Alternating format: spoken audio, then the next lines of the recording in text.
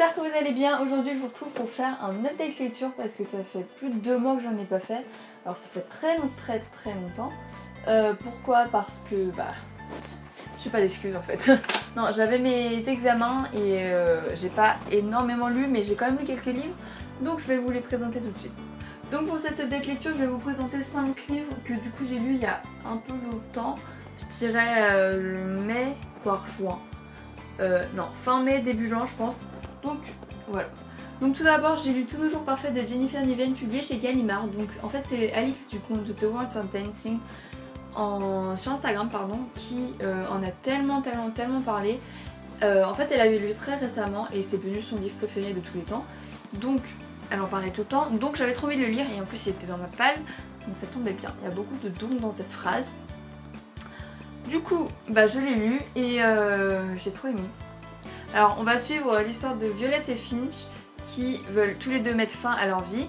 Le truc c'est que ils vont pas le faire, mais ils se découvrent tous les deux, ils vont développer une relation plutôt particulière entre les deux. Et j'ai vraiment trop adoré ces personnages. Je me suis beaucoup retrouvée dans ces personnages en fait. Dans ce qu'ils pensaient, dans ce qu'ils disaient. C'est pour ça que j'ai mis beaucoup de post-it et aussi l'auteur a une plume tellement jolie. Enfin, je sais pas, je sais pas trop comment décrire, mais je trouve vraiment qu'elle a une plume super belle et très jolie encore une fois. J'ai vraiment adoré ce livre, il délivre des messages d'espoir, de positif, etc. Donc voilà. Dans quelques jours ou dans quelques semaines, il y aura une vidéo sur un tutoriel nail art pour refaire cette couverture de livre sur vos ongles. Donc vous pouvez aller voir déjà le résultat, je l'ai mis en post sur Instagram. Mais ouais, dans quelques jours, quelques semaines, je sais pas encore quand ça va être posté, ça sera un tuto nail art, je vous montrerai comment le faire. Ensuite j'ai lu le fameux roman Nos faces cachées d'Amy Harmon, publié chez Robert Laffont dans la collection R. Donc c'est un livre qui a fait tellement parler de lui. Alors ce livre, j'avais peur d'être déçue parce que vraiment trop de positif quoi. Bon, au final il était vraiment bien. Ça n'a pas été un coup de cœur quand même parce que c'était très émouvant. Mais voilà, trop d'avis positifs, du coup j'étais un peu... voilà quoi. Donc on va suivre Ambrose Young et Fern Taylor qui... en fait Fern Taylor est amoureuse de Ambrose depuis tout le temps. Il est inaccessible en fait, c'est le beau gosse du lycée. Et elle, c'est la jeune fille que personne ne voit. Et voilà, il va se passer certaines choses, En fait je décris très mal le truc, je vais vous écrire ce qu'il y a écrit derrière. C'est écrit Nos faces cachées, l'histoire de 5 amis qui partent à la guerre, l'histoire d'amour d'une jeune fille pour un garçon brisé, d'un guerrier pour une fille ordinaire, l'histoire d'une amitié profonde, d'un héroïsme du quotidien bouleversant, un conte moderne qui vous rappellera qu'il existe un peu de belle et un peu de bête en chacun de nous. Donc cette dernière phrase là, ça résume vraiment bien ce livre et c'est tellement beau en fait qu'il y a un peu de bête et un peu de belle en chacun de nous. Vraiment ça résume bien le livre, il est très émouvant. Alors clairement dès les 30 premières pages j'avais les larmes aux yeux. Je me suis dit ok c'est quoi ce livre, je suis dans la merde pour la suite. En fait oui c'est très émouvant. Vraiment préparer les mouchoirs. Hein. Donc je vais mettre des post-it à la fin parce que j'ai pensé qu'à la fin, mais bref. La plume de l'auteur est très jolie aussi.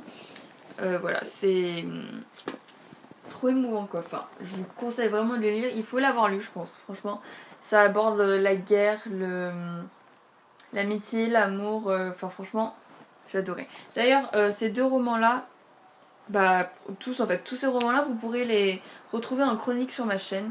Non, pas du tout, sur mon blog que j'ai déjà fait. Ensuite, j'ai lu Le soleil est pour toi de John T. Nelson, publié chez Gallimard dans la collection Scripto. Donc, alors là, je suis déçue. Parce qu'en fait, on m'avait vendu ce livre comme quoi il allait me briser le cœur, comme quoi j'allais être morte en fait après ce livre. Que j'allais pleurer, mais enfin, on me l'avait vendu comme si c'était le livre de l'année en fait. Et franchement, j'ai pas trop accroché. Alors, la plume de l'auteur est plutôt particulière. Et je pense que ça passe ou ça casse. Chez moi, c'est un peu cassé. J'ai pas trop accroché. Je trouve beaucoup trop de descriptions pendant les... attendez, il y a combien de pages? Pendant les 300 premières pages, je trouve qu'il se passe rien. Vraiment, je l'ai mis en pause pour lire un autre livre entre temps. Parce que vraiment, j'en pouvais plus. J'arrivais pas à le lire. Et j'ai quand même voulu le continuer parce qu'on m'a dit lis la fin pour comprendre en fait. Je me suis dit déjà super, s'il faut que je lise 400 pages pour comprendre la fin, enfin pour comprendre le livre tout court, voilà quoi, pas top, mais bon, je voulais quand même du coup le finir.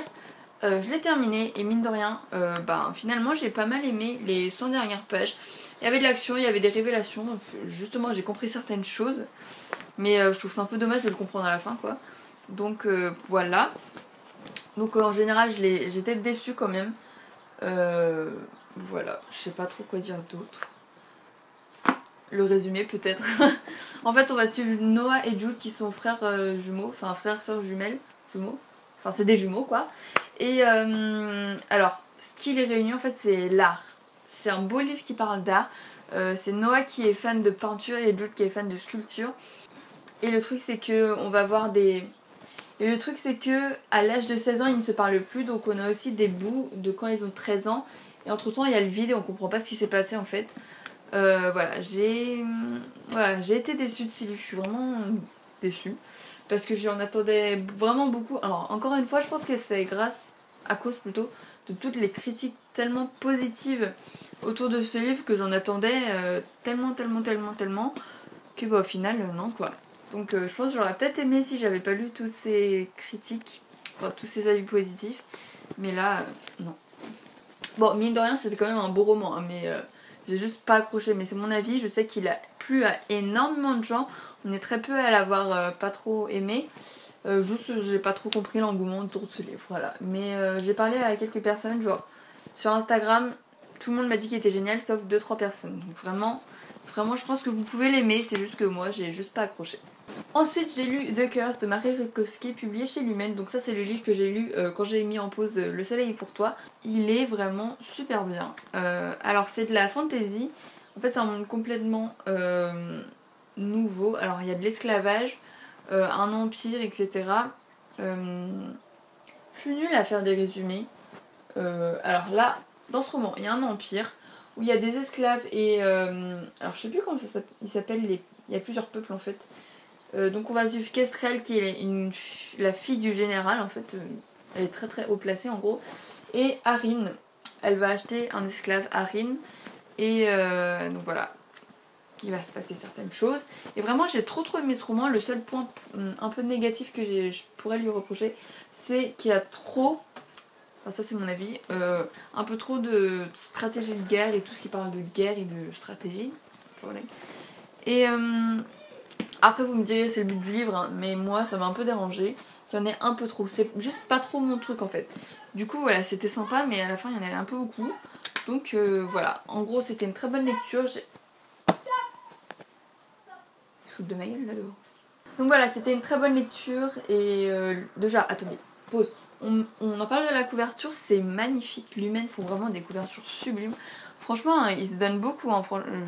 J'adore, voilà. Et pour finir, j'ai lu Big Little Lies de Liane Moriarty, publié chez Albin Michel. Donc je remercie les éditions Albin Michel qui ont accepté de m'envoyer ce roman. Je leur ai demandé parce qu'il m'intéressait beaucoup et ils ont accepté. Donc merci. Alors, en fait c'est un livre un peu à la Desperate Housewives, vous connaissez tous. C'est des femmes, des maris, des couples recomposés, des potins, des rumeurs. Bref, tout ça... que des adultes. Et donc là on va suivre un groupe de mamans qui emmènent tous les jours leurs enfants à l'école. Et en fait le but quand même c'est l'intrigue principale c'est qu'il y a eu un meurtre à la fête de l'école.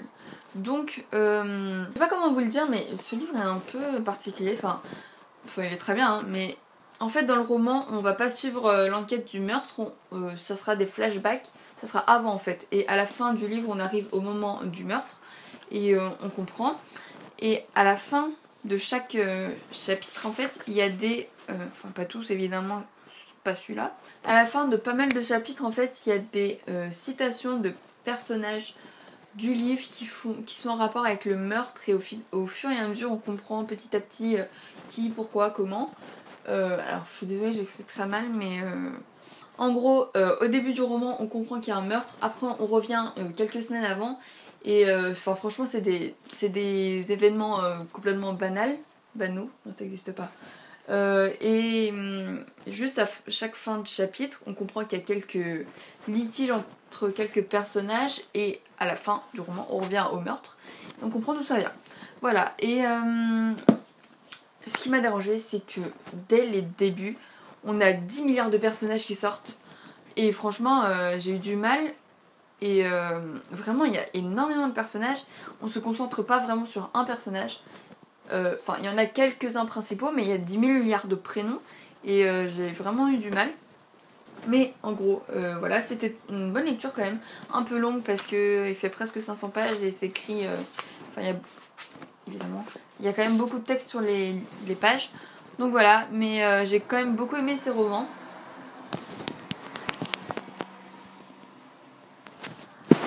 J'ai quand même beaucoup aimé ce roman et bah voilà. J'ai quand même beaucoup aimé ce roman.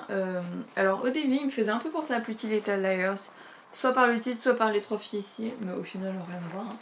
Et c'est pas du tout la même ambiance en fait, c'est pas, ça fait pas peur du tout en fait.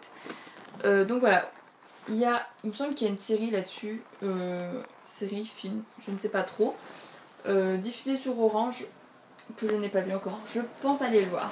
Et donc voilà pour ce roman.